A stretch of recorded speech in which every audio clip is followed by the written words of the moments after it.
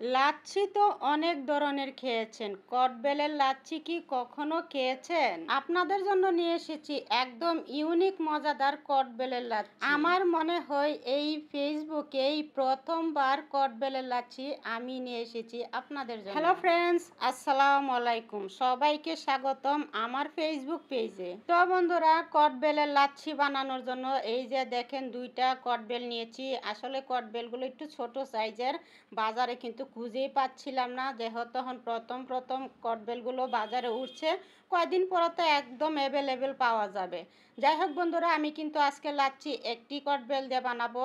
আর প্রথমে দেখতেই পারছেন কটবেলটা ভেঙে নিয়েছি, আর কটবেলের যে মাঝখানের অংশটা সেগুলো নিয়ে নিয়েছি। তো বন্ধুরা, কটবেলটা কিন্তু অবশ্যই পাকা কটবেল লাগবে। আর এইদিকে দেখেন সবগুলো কটবেল তুলে নিয়েছি। তারপরে নিয়ে নেব বন্ধুরা পুদিনা পাতা। আর পুদিনা পাতা নেওয়ার জন্য এই যে চলে আসলাম আমার বারান্দার সেই ছোট্ট টবটার মধ্যে। আর এই যে দেখেন মাশাআল্লাহ কত সুন্দরভাবে গাছটা হয়েছে। আচ্ছা বলেন তো, এই গাছ লাগানোর ভিডিওটা কে কে দেখেছেন অবশ্যই কিন্তু জানাবেন। যাই হোক বন্ধুরা, এই যে পুদিনা পাতা কয়েকটি নিয়ে নিয়েছি। তারপরে এই যে দুইটা ধনিয়া পাতা গাছ নিয়েছি। তো আপনারা কিন্তু পুদিনা পাতাটা দিবেন, আর ধনিয়া পাতাটা অপশনাল, চাইলে দিতেও পারেন নাও দিতে পারেন।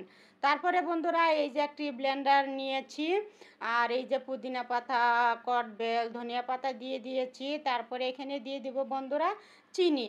তো চিনিটা আপনারা যেরকম মিষ্টি খান সেটা বুঝে দিবেন। আর কটবেলটা যেহেতু একটু টক, আর আমার আম্মাজানরা একটু মিষ্টি বেশি খায়, এই জন্য আমি বড় চামচে 2 চামচ চিনি দিয়েছি। তারপরে বন্ধুরা এখানে দিয়ে দিয়েছি আমি বিট লবণ। তারপরে দিয়ে দিয়েছি বন্ধুরা নর্মাল খাবারের লবণ। তারপরে বন্ধুরা দিয়ে দিয়েছি এখানে 1/2 লিটার লিকুইড দুধ। আর দুধটা আমি আগে থেকে জাল দিয়ে ঠান্ডা করে নিয়েছি। তারপরে বন্ধুরা দিয়ে দিয়েছি 1/2 বাটি দই। তো এখানে 250 গ্রামের অর্ধেক দই দিয়েছি বন্ধুরা। তারপরে এই যে ডেকে নেব, আর লাচ্ছিটাকে ভালো করে ব্লেন্ড করে নেব যেন সবগুলো একদম মিশে যায়। যাই হোক বন্ধুরা, আপনাদের সাথে কথা বলতে বলতে কিন্তু এই যে দেখেন মাশাআল্লাহ আমার লাচ্ছিটা কিন্তু হয়ে গিয়েছে। তারপরে এই যে 2টি গ্লাস নিয়েছি বন্ধুরা, আর গ্লাসের মধ্যে দিয়ে দিব আইস মানে বরফ।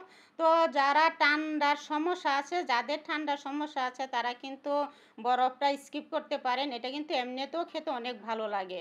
আর তারপরে বন্ধুরা দিয়ে দিয়েছি আমার কটবেলের লাচ্ছি, আর তার উপরে আবার একটু দই দিয়ে দিয়েছি সুন্দর দেখা যাওয়ার জন্য। আর তারপরে দিয়ে দিয়েছি 2টা পুদিনা পাতা। আর এই যে দেখেন আমার কটবেলের লাচ্ছিটা কিন্তু তৈরি হয়ে গেছে। এই গরমের জন্য এরকম একটি লাচ্ছি হইলে কি বলবো বন্ধুরা, জাস্ট অসাধারণ। তো আপনারাও কিন্তু বাসায় এইভাবে একবার হইলেও ট্রাই করে দেখতে পারেন। তো বন্ধুরা, আজকে এই পর্যন্তই। আবারও দেখা হবে অন্য আরেকটি নতুন রেসিপিতে। আল্লাহ হাফেজ।